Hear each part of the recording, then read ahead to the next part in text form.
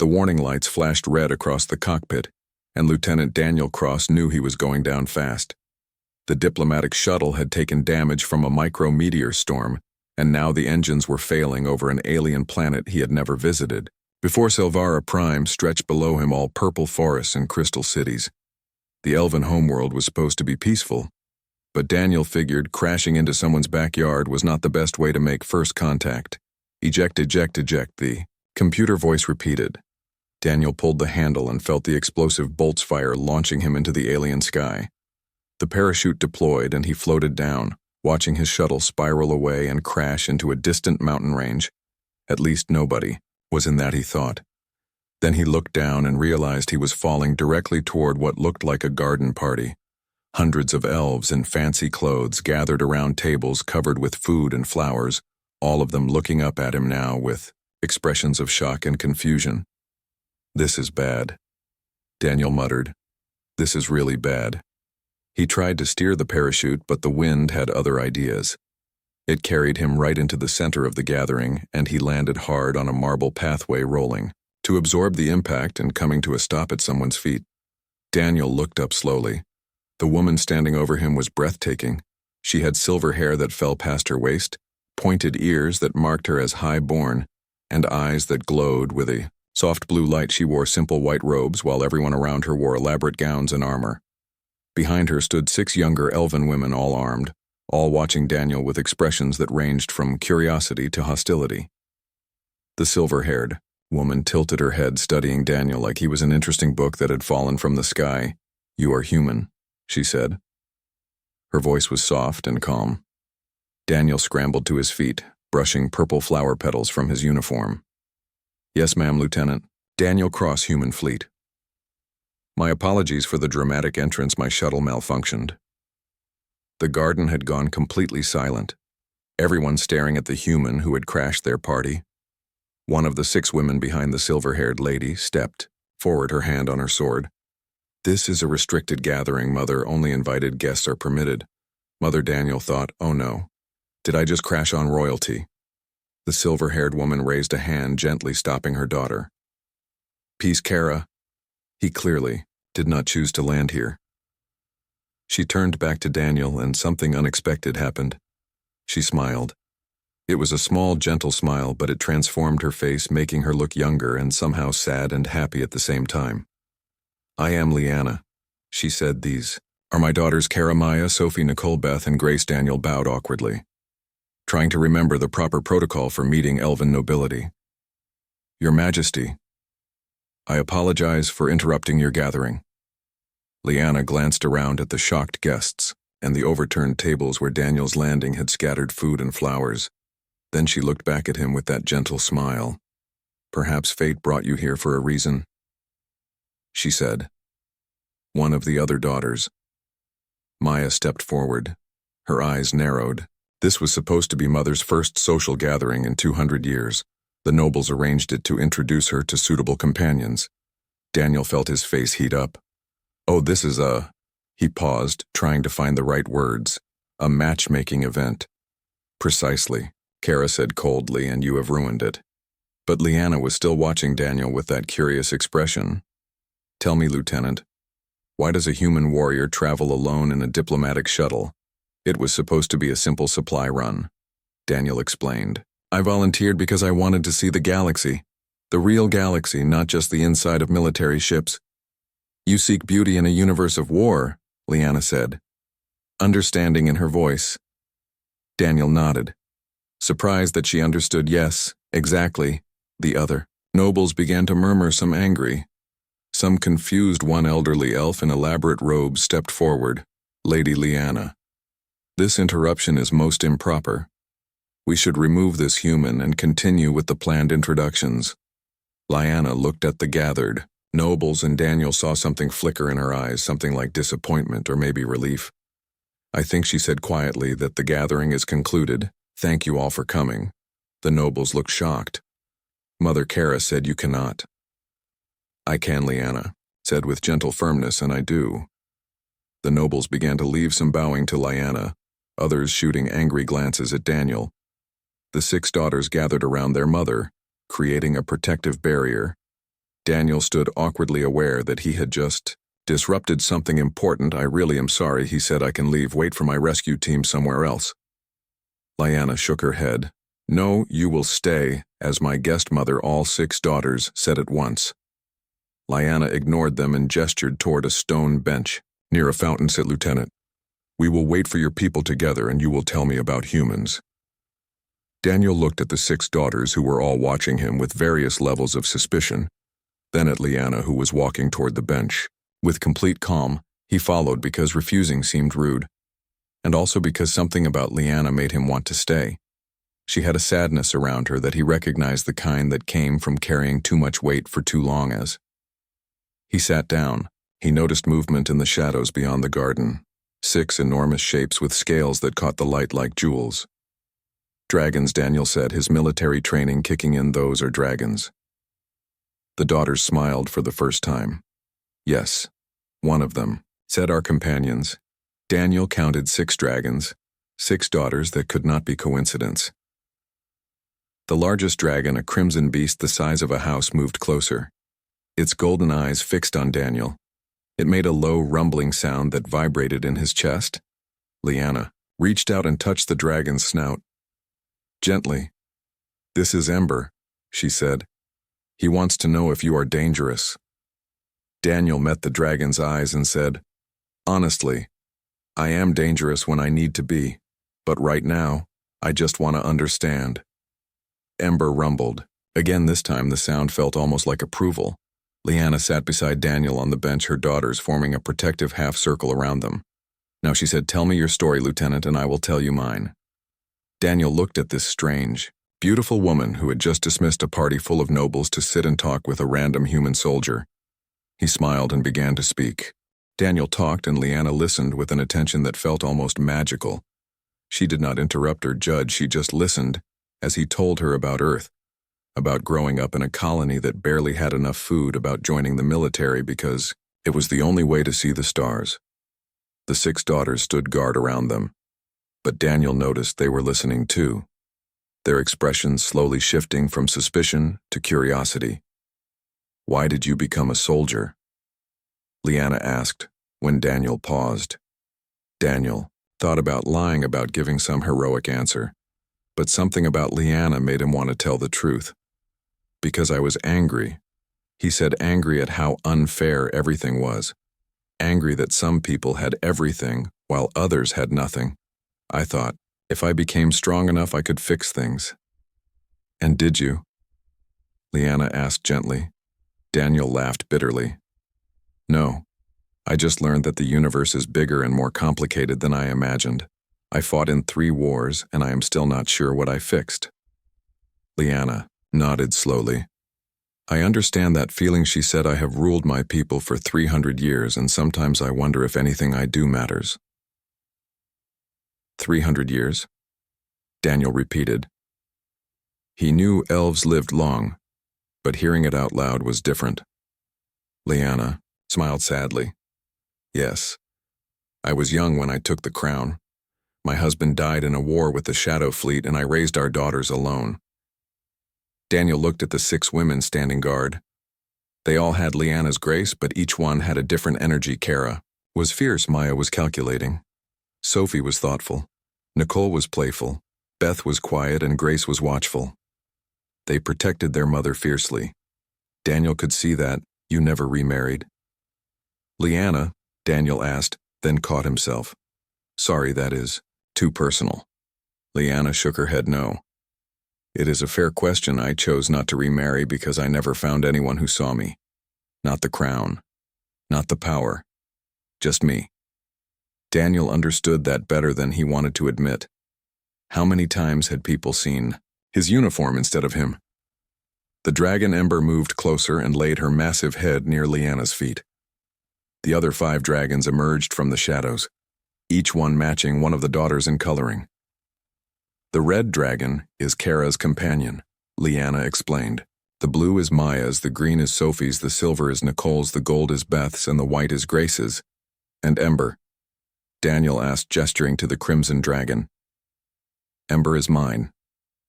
Lyanna said she has been with me since I was younger than my daughters. Now Daniel watched as the dragons settled around them, creating a circle of protection. It should have felt threatening, but instead it felt safe. "Tell me about your wars," Liana said. So Daniel did. He told her about the first war against the insectoid swarms, about the second war against rogue AI, about the third war that was not really a war, just a series of skirmishes over trade routes. With each story, Liana asked questions that got to the heart of things. She did not ask about tactics or victories. She asked about feelings, about choices, about what kept Daniel awake at night. Nobody had ever asked him those questions before. "You carry your dead with you," Liana said finally. It was not a question. Daniel nodded. "Yes." Liana reached out and gently touched his hand. It was brief, but Daniel felt warmth spread through him like sunshine. "Honor them," she said, "but do not let them stop you from living." "How do you know I have stopped living?" Daniel asked. "Because," Liana said with that sad smile, "I stopped living 200 years ago, and I recognized the signs." The daughters exchanged glances. Kara stepped forward. "Mother, you never speak of this, because there was no point." Liana said, "I had duties, responsibilities. 6 daughters to raise a kingdom to rule. There was no time for grief. But grief does not wait for time," Maya said quietly. Liana looked at her daughters with affection. "You 6 are my greatest achievement." She said, "You are strong and wise and good. I am proud of you." "Then why did you agree to this gathering today?" Sophie asked, "Why did the nobles convince you to seek a new companion?" Liana sighed. "Because they worry that when I am gone, you will have no father figure to guide you, no elder to advise you. We have each other." Nicole said. "I know," Liana replied, "but they do not understand that."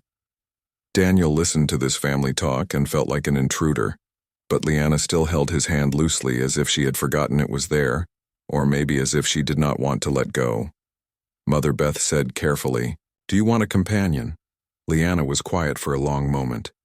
"I thought I did not," she said finally. "But then a human soldier fell from the sky and crashed my party, and I find myself more interested in talking to him than I was in meeting any of the nobles." The daughters all turned to stare at Daniel. He felt his face heat up. "I really did not mean to crash your date," he said. Grace, the youngest daughter, laughed. It was a bright sound that made the dragons rumble happily. "This is the best thing that could have happened." Mother was miserable all morning, dreading the party. Liana smiled. "It is true I was." "Then why go through with it?" Daniel asked. "Because sometimes we do things we do not want to do, because others expect it of us," Liana said. Daniel understood that better than anything. A distant roar echoed across the sky, and Daniel looked up to see a human rescue shuttle approaching. "My ride," he said, and was surprised by the disappointment in his voice. Liana slowly released his hand. Her expression, unreadable. "Will you visit again, Lieutenant?" The 6 daughters all looked at their mother in shock. Daniel met Liana's glowing blue eyes and saw hope there, fragile and scared, but real. "Yes," he said, "if you want me to, I do," Liana said simply. Kara stepped forward. "Then you will face the trials," she said. "What trials?" Daniel asked nervously. "The trials of courtship," Maya explained. "We must test you," Sophie added, "to see if you are worthy." Nicole continued, "Of our mother." Beth finished. Grace just grinned. Wickedly, Daniel looked at Liana, who was trying not to smile. "They are protective," Liana said. "I noticed," Daniel replied. The rescue shuttle landed in the garden, and 2 human soldiers jumped out looking relieved to find Daniel alive. "Lieutenant Cross," they called. "Are you injured?" "No," Daniel shouted back, "just making friends." He turned back to Liana. "When should I return?" "Tomorrow," Kara said. "At dawn." "That is very early," Daniel said. "If you cannot wake at dawn," Nicole said, "then you are not worthy fare." "Point," Daniel admitted. Liana stood, and Daniel stood with her. She was tall, almost his height, and when she looked at him, he felt like she could see straight into his soul. "Until tomorrow," she said. "Until tomorrow," Daniel replied. As he walked toward the shuttle, he heard the daughters talking excitedly about what trials they would prepare. He was definitely going to regret this, but somehow he could not wait.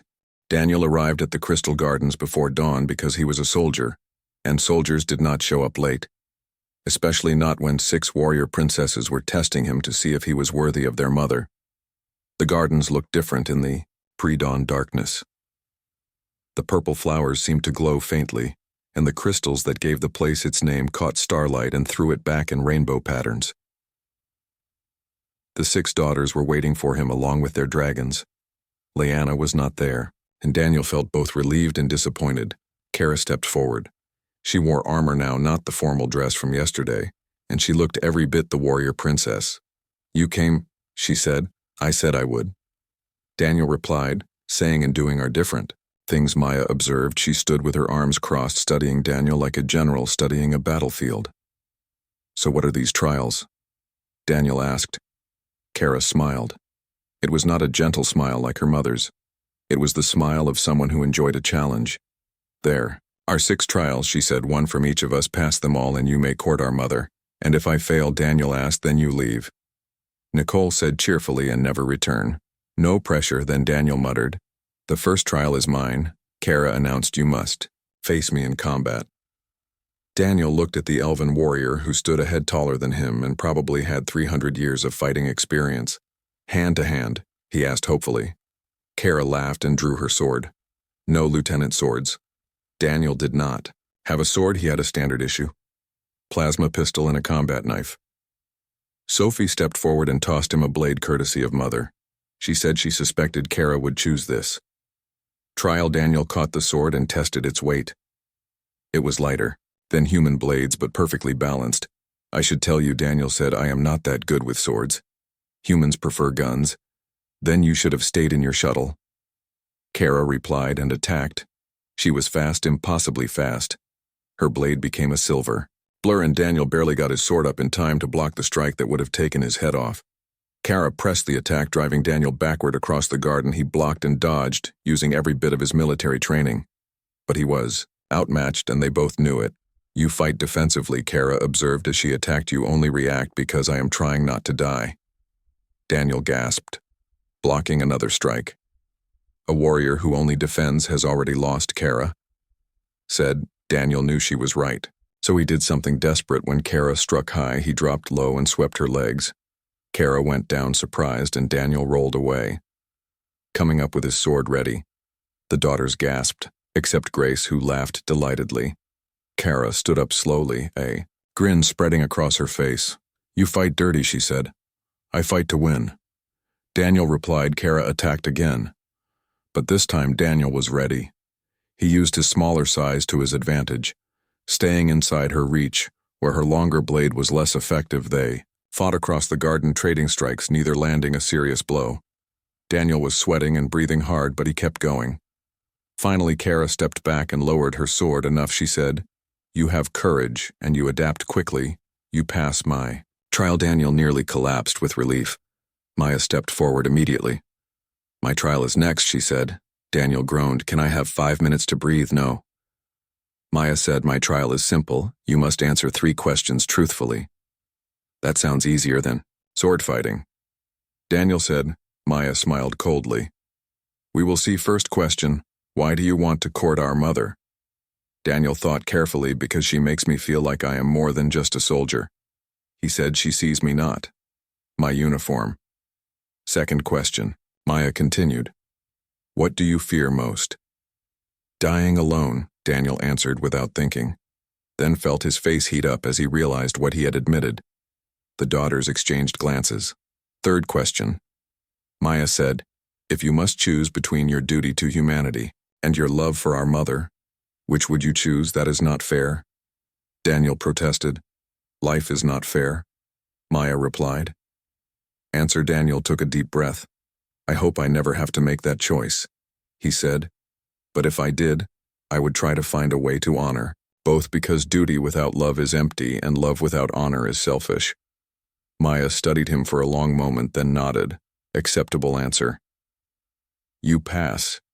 Sophie stepped forward before Daniel could celebrate. "My trial is knowledge," she said. "You must prove you understand our culture, our history, our values." She began asking questions, rapid fire about elven history, about the wars. They had fought, about their customs and traditions. Daniel answered as best he could, but he had only read basic briefings. About elven culture, he got some answers right, and many wrong. Finally, Sophie held up her hand enough. She said, "I failed," Daniel said. Sophie shook her head. "No, you did not pretend to know things. You did not. You admitted ignorance, and you listened when I corrected you. That is wisdom." 3 down, 3 to go, Daniel thought. Nicole bounced forward with a playful grin. "My trial is fun," she announced. "You must make me laugh." Daniel blinked. "That is the trial," Nicole nodded. "Mother is too serious. She needs someone who can bring joy, make me laugh, and you pass." Daniel thought for a moment, then said, "Okay." Why did the dragon refuse to fight the knight?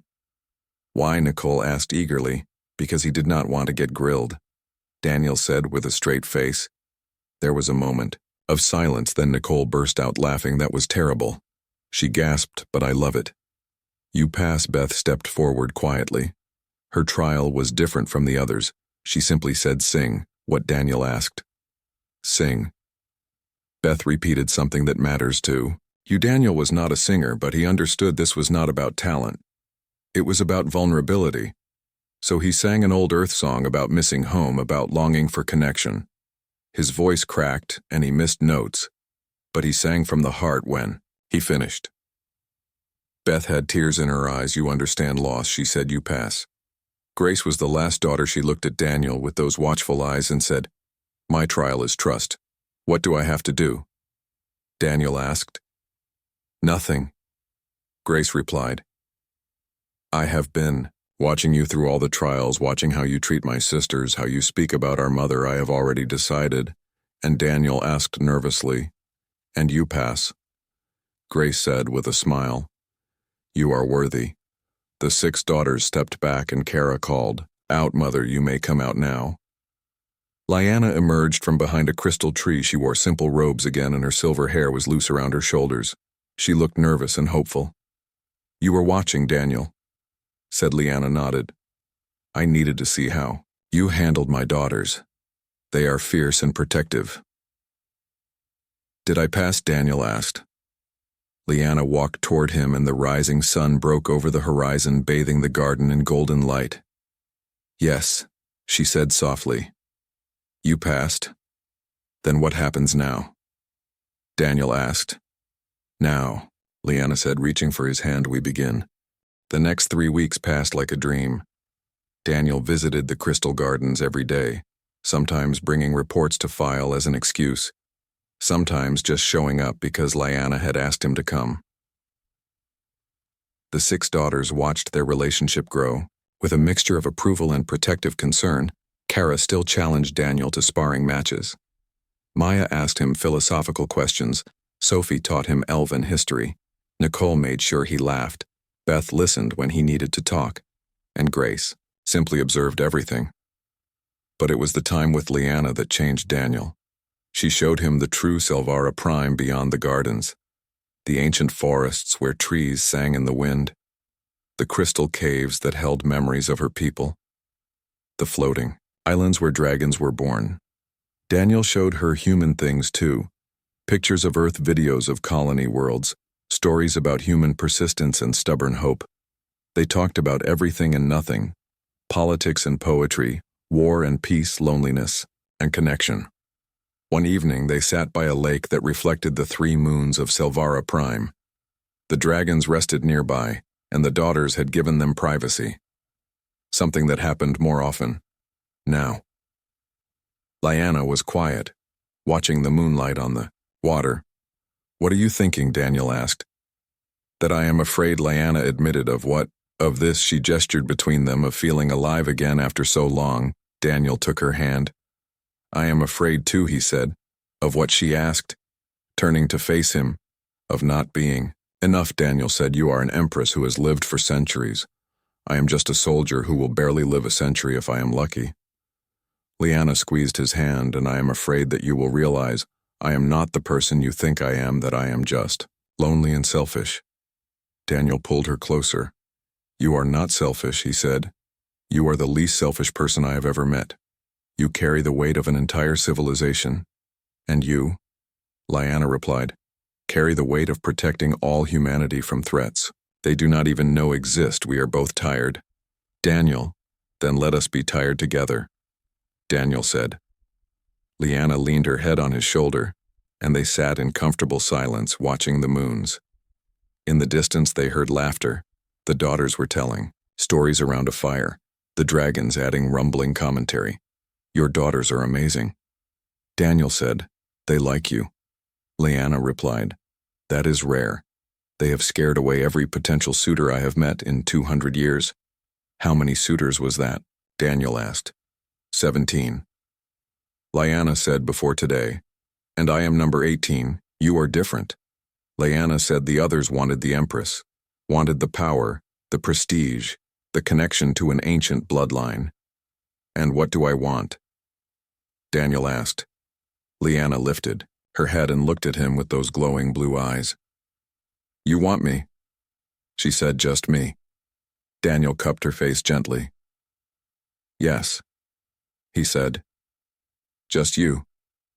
They kissed under 3 moons with dragons watching and daughters cheering in the distance. It was perfect and terrifying and real. When they pulled apart, Lyanna was smiling, that rare, beautiful smile that Daniel lived for now. The daughters will want to celebrate. Lyanna said, let them. Daniel replied, I am happy right here. But Kara was already running toward them. With the others following Mother, she called the council has requested an audience. Lyanna sighed duty calls. She said. Daniel stood and helped her up. What does the council want? They want to meet you. Lyanna said officially they have heard rumors about the human soldier courting their empress. Are they angry? Daniel asked. Some are, Lyanna admitted. Some are curious and some are hopeful. Change is frightening but also necessary. They walked back to the palace hand in hand, the daughters forming an honor guard around them, the dragons following like a parade of legends. The council chamber was intimidating. Tall crystalline walls covered in glowing runes, ancient elven nobles in elaborate robes, all of them staring at Daniel like he was a fascinating but possibly dangerous specimen. Lyanna sat on her throne and Daniel stood beside her. The daughters flanked them with their dragons visible through the great windows. The head counselor, an ancient elf with white hair and sharp eyes, spoke first. Lady, Lyanna, we respect your choice, but we must question the wisdom of courting a human. Why? Daniel asked before Lyanna could respond. The counselor looked surprised that Daniel had spoken. Because you are temporary. He said you will live perhaps 100 years while our empress will live thousands. Your time together is a brief moment, and that moment matters. Daniel said every moment matters. My people have a saying that it is better to have loved and lost than never to have loved at all. Empty words, the counselor replied. What happens when you die and leave our empress to grieve again? Then she will grieve, Daniel said. And she will go on because that is what strong people do. And your empress is the strongest person I have ever met. Lyanna reached over and took Daniel's hand. Another counselor stood, this one younger with calculating eyes. What if you are a spy? She asked. What if this courtship is a ploy to infiltrate our government? Then I am the worst spy in history. Daniel replied, because I have spent 3 weeks learning about flowers and poetry and how to properly greet a dragon.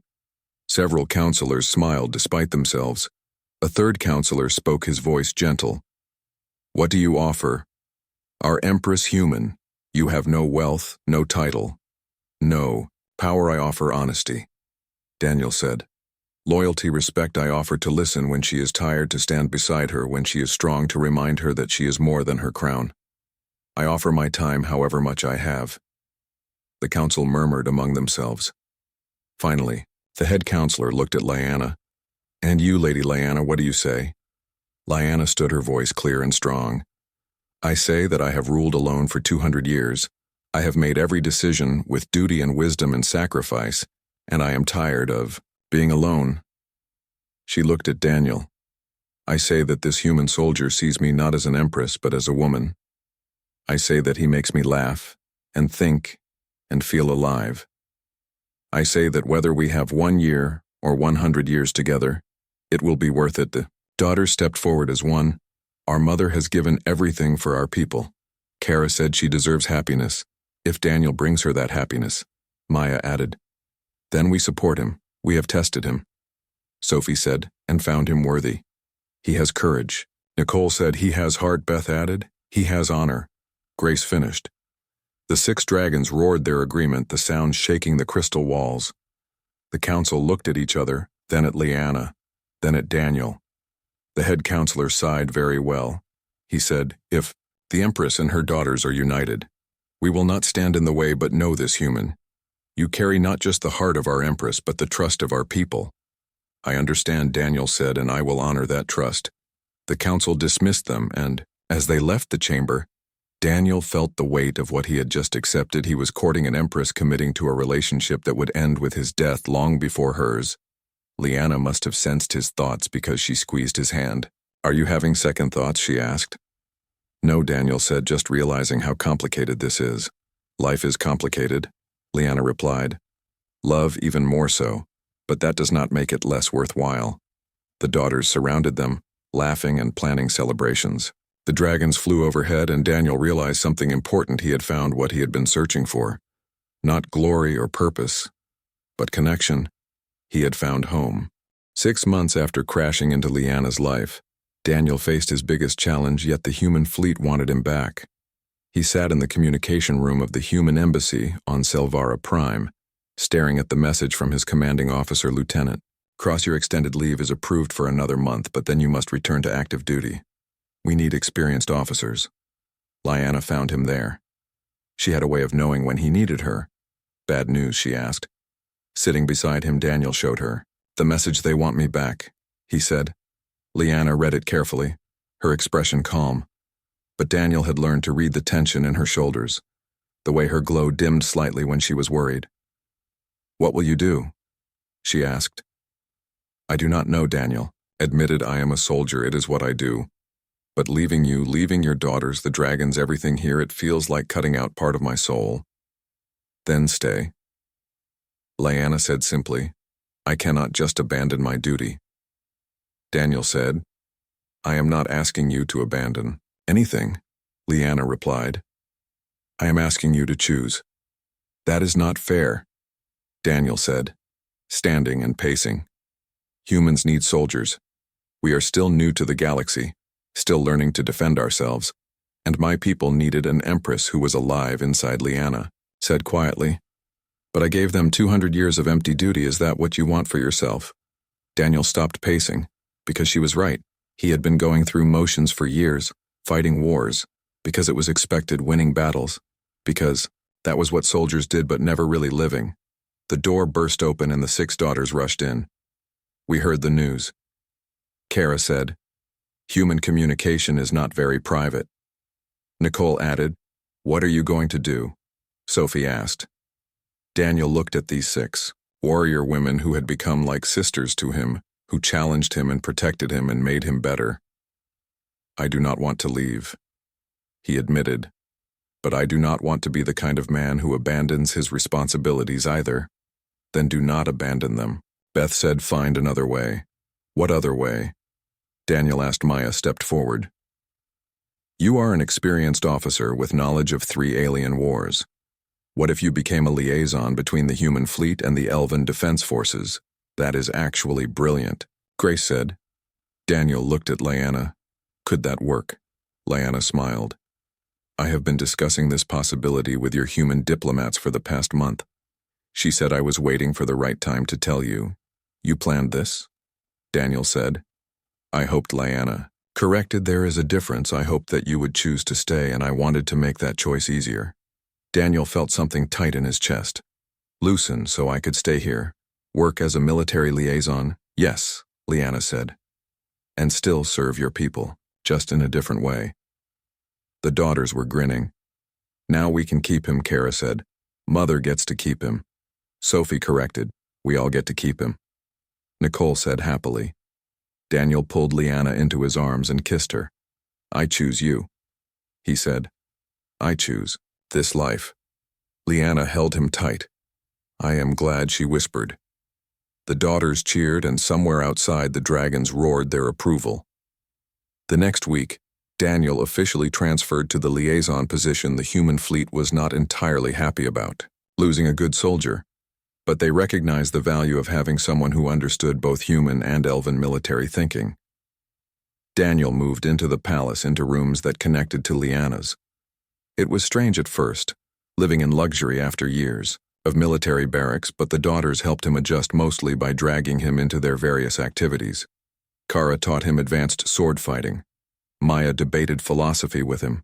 Sophie showed him the vast libraries Nicole made sure he did. Not take life too seriously, Beth shared quiet moments in the gardens, and Grace watched over all of them with protective affection. The dragons accepted him too. Ember allowed Daniel to touch her scales, a sign of deep trust the other dragons taught him their names in dragon speech which sounded like thunder and wind and flame. But the best part was the time with Liana.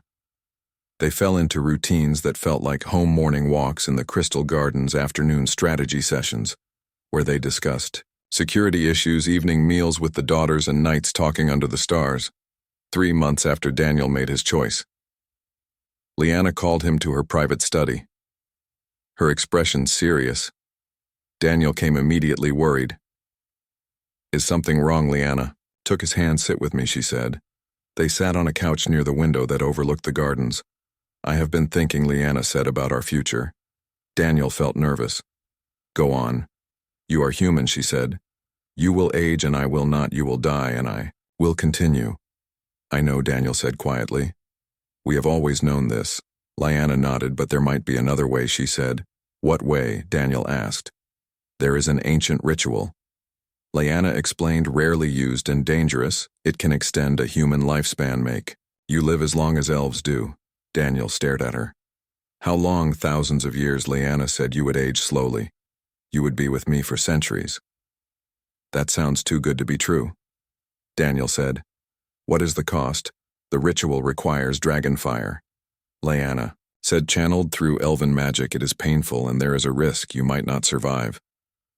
Daniel stood and walked to the window, processing this. He could live for thousands of years, be with Liana forever. But he might die in the attempt. "Why tell me this now?" he asked. "Because," Liana said, joining him at the window, "I want you to choose freely. I do not want you to feel pressured." Daniel turned to face her. "What do you want?" Liana met his eyes. "I want you with me forever," she said. "But not at the cost of your life.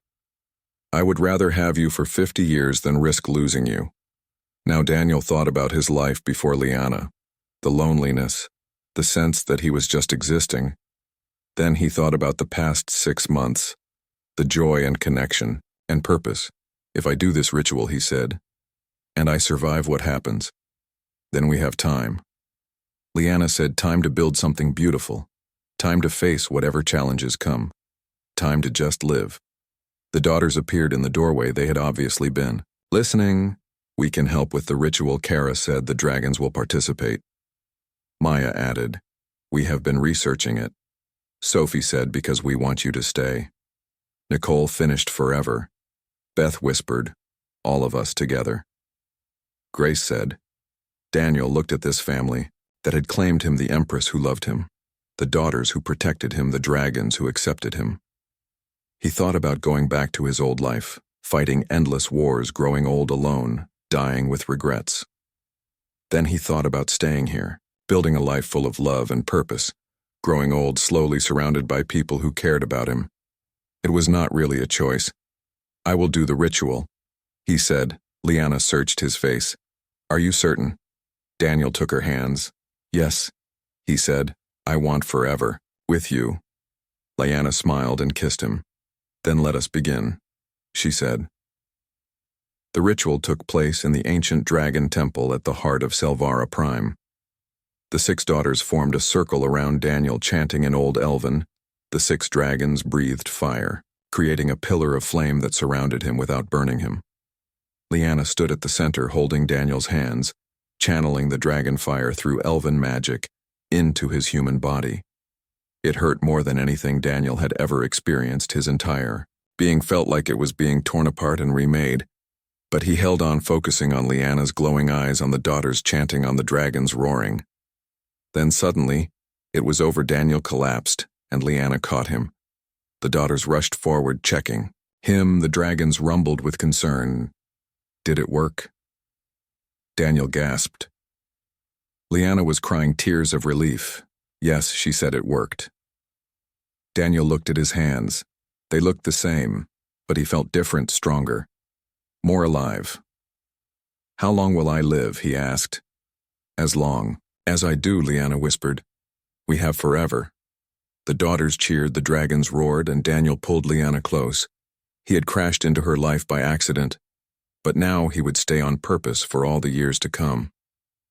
They had time, and they would use it well together. They would face wars and peace challenges and triumphs, sorrow and joy.